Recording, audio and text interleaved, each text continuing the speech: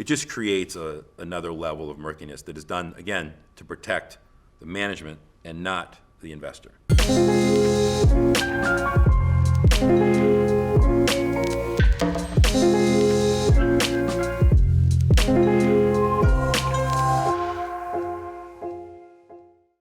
Welcome to Zer0es TV. We are very pleased to have a special guest in the studio today. Danny Moses, welcome to Zer0es TV. Nice to be here. Thanks for having me. So Danny, you have been an essential part of some iconic Wall Street moments. Tell us your background and how you got there. Yeah, so I guess right out of college, worked at MBIA, Muni Bond Insurance, which wasn't sexy at all at the time. The later version of MBIA, which got embroiled in the crisis, financial crisis, is a different story, but I was underwriting colleges and airport bonds, pretty basic stuff. Went back to get my MBA at Emory in 1995, came back out and was institutional equity sales at Oppenheimer in 96. That's where I met Steve Eisman and Vincent Daniel, characters in The Big Short. During that time period, I got to see the internet bubble happen in 2000 and watch that blow up. There was also a subprime crisis tucked in there at the same time. It's the first iteration.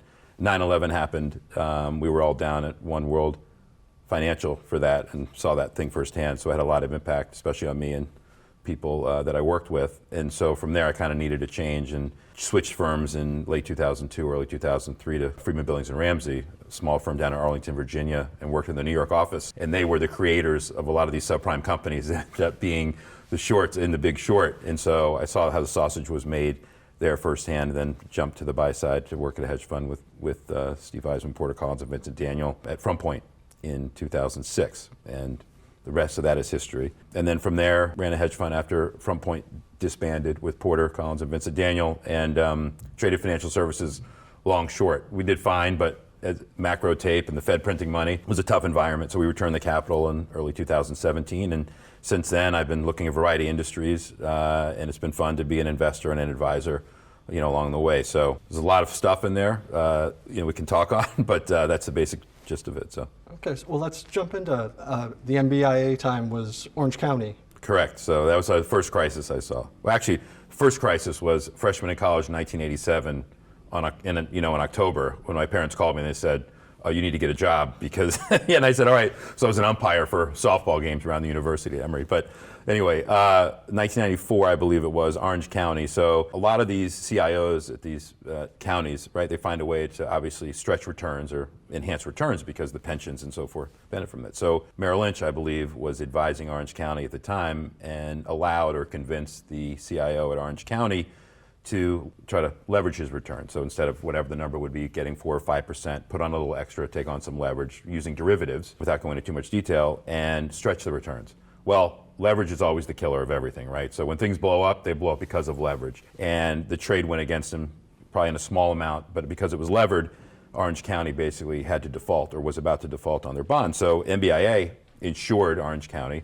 So I remember being called into a large auditorium like, Orange County's in trouble, and the other, and MBA stock took a hit. It's kind of my first iteration with what a crisis can happen and what it looks like. You have a leveraged derivative trade go wrong. During that time period, right after that, when I was going to get my MBA, I interviewed at Long-Term Capital. I was in the Greenwich offices, and this must have been like 95, 96, and I was blown away on the derivative side of what they had. They said, "Do you know what beta is?" I'm sure. It goes, what delta is? I'm like, "Yeah." "How about gamma?" I'm like, "Yeah, I know that." And they go, "What about vega?" And I'm like, "You know what? I'm out of my element now." So while I was in graduate school is when Long-Term Capital, or soon after that, was Long-Term Capital started to kind of blow up. That was another iteration of not understanding, but trying to realize how powerful leverage and derivatives can be. And the rise and fall of Long-Term Capital when Genius failed is, I always recommend to anyone I talk to or kids that come to me for advice to read that book, because it really teaches you about that. Anyway, so MBA was first, and then that followed soon after. So it kind of gave me a setting for what can happen, what can go wrong versus what can go right in the market. And I realize that it's, the derivatives are not an exact analogy, but what we're going to be looking at post-COVID here. Is there a correlation to what some of these cities are going to be looking at on some of this? Oh, we've already seen it. I don't think the smoke has cleared yet from what budgets are going to look like. If I was a public worker in a city or a town, I'd be very concerned about, what are the long-term ramifications for the pension? I'm working 25 years for the city or the state, what is that going to look like over time? So I think that's a massive issue. It's going to be years before they can catch up, and I'm sure there'll be some aid that comes away. We've already seen some, but not enough come the way, whether there's special muni bonds that are issued that are guaranteed by the government for some form, because there's going to need a lot of capital in these towns to rebuild the infrastructure, I believe. So I think we haven't even begun to delve into that yet. That's going to be a massive issue. We're sitting here in New York City. It's nice to be in the city. It's nice to not be wearing a mask and talking to you. I feel almost human at this point. It's a strange feeling. But you and I both discussed coming in here. I drove in, you drove in, and not even thought about taking public transportation right now. Just if you don't have to, why would you? I can't imagine the MTA. We've already seen what they're running as far as budget deficits, but those are long-term issues that are going to be with us for some time. Some of these were already inefficient, but COVID exacerbated it, and I think that's going to be an issue. So I haven't really delved into shorting muni bonds or anything, but there will be derivatives or are derivatives on that stuff now, and I'm sure that people have started to hedge some of that exposure, but I'm not in tune with all that going on. But it is going to be a massive issue for sure. Post MBIA, you said you went back and got your MBA. Yep.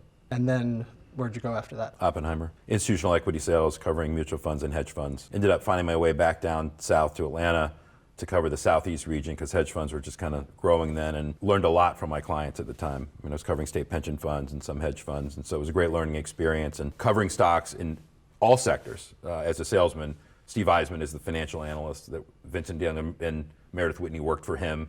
That was one iteration. Then we had the internet. We had, Henry Blodgett was one of our analysts. I got to see firsthand both sides of the equation at the same time. And so 1998, 1999, 2000, watching fiber optic companies and watching subprime auto companies, something was wrong there, right? Things were kind of deteriorating in the economy at the same time. And it all comes back to one thing, right? It's the Fed, and it's the inability of the market to deal with higher rates and what that does to growth and what that does to equity values or risk premiums. And we can talk about that later, but it's always rates that causes dislocation, if you want to call it, in the marketplace. So rates are low like this and the Fed's printing money and no one asks questions. When the tide goes out and you can see what you're really looking at, that's when people ask questions. It's always too late at the end. But you could see it coming in 98, 99, and just like you could see it coming in 2004 and 2005.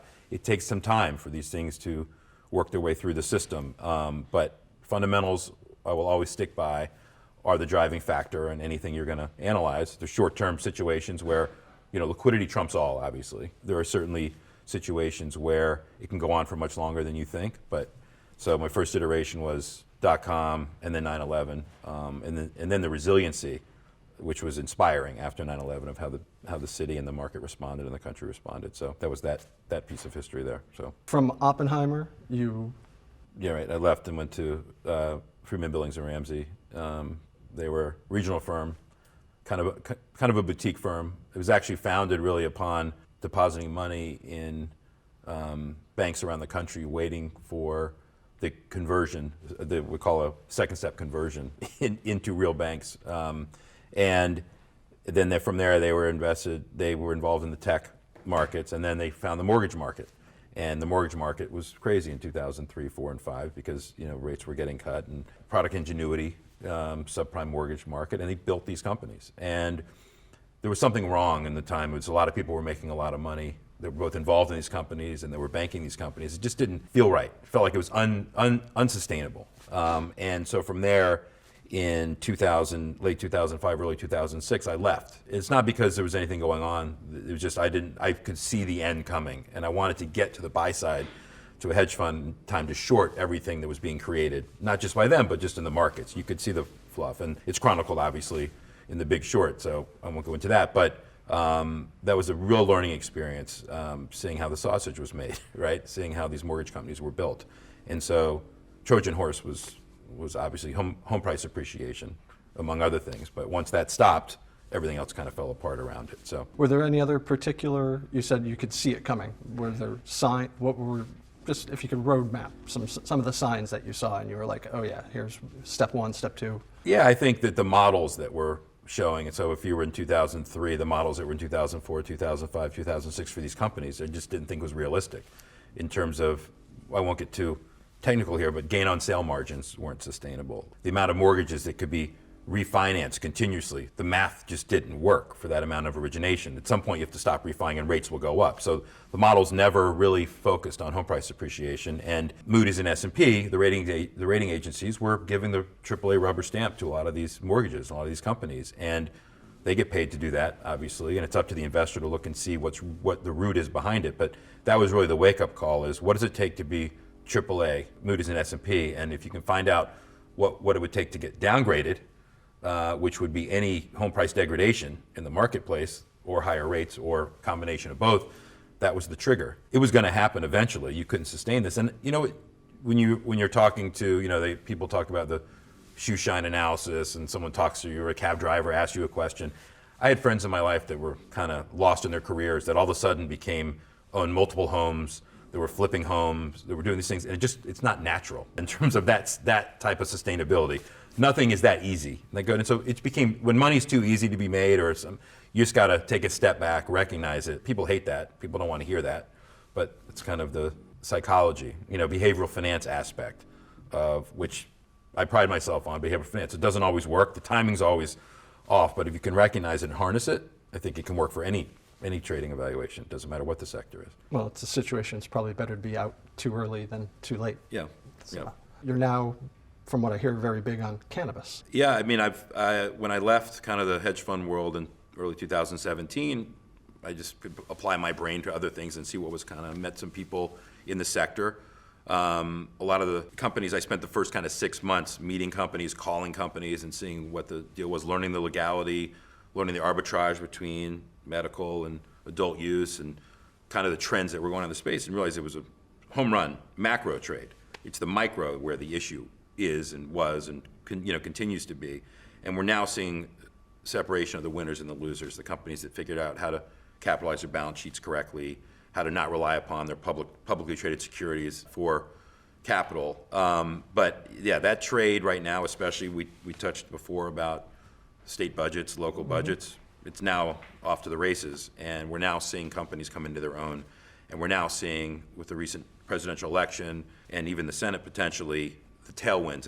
The big headwind still and has been some type of banking legislation, or the ability for these U.S. companies to trade on U.S. exchanges. And there's been a scarcity value that has been associated with the companies in Canada that have been allowed to it. So when I first started looking in the space, you had the Canadian LPs trading on NASDAQ and New York Stock Exchange, but you had the U.S. MSOs, the multi-state operators, trading up on the junior exchanges in Canada.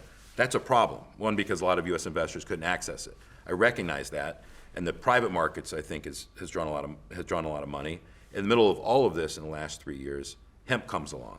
And what's really interesting about CBD, and it's here to stay and so forth, is there were a lot of money that was on the sidelines that could not invest in cannabis because either the job didn't allow it, their fund didn't allow it, right, or their brokerage firm didn't allow it. But when hemp came along in CBD and it was, quote, legal, money poured into that business. And there's some good investments, there were some bad investments, but hemp evaporated. The idea that you could invest in hemp and it's like cannabis was just completely different. It's much more commoditized. Watching the fits and starts in cannabis over the last 3 years, and there was people long before me that had done the legwork and that I was trying to learn from, has been really interesting. But it is now it's going to be a CPG. We're going to, a consumer packaged goods company. It's going to be just like alcohol. And you're seeing now the investments from CPG companies, alcohol companies trying to get a piece, because what's interesting in the cities and states where cannabis is legal from an adult use perspective, not just medical, sales of alcohol are getting hurt, and people are choosing cannabis instead. So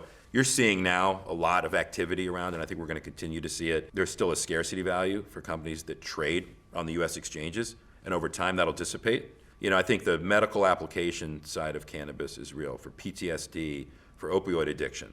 That was what made me most curious at the beginning, was how states can change their medical prescription programs from dentists prescribing opioids for getting your wisdom teeth pulled to medical grade cannabis. And it's not as addictive, obviously. I won't go into the pros and cons of effects on the brain, but to me that was a no-brainer. So we're slowly seeing the shift.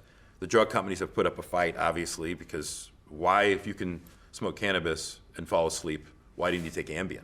I would argue that I would take the natural product. Long way to go, still early innings, exciting from regulatory, and sports gambling is the same. Another vice, if you call it, that state and local governments are going to need the revenue from. So we talked before, the holes in these budgets. I don't see how this stops. Majority of Americans approve of medical cannabis. Well, majority of Americans approve of all cannabis, but it's like 90% medical and over 65% recreational use. So it's going to be, we're 5-10 years from now, we'll think of it like we do alcohol. Apparently a majority of Americans also agree with sports betting, at least in New Jersey. They just had, the numbers are off the charts, Yeah, too. It's really ridiculous it's really amount amazing. of revenue this year. Yeah. I'd been involved in that in previous lives too.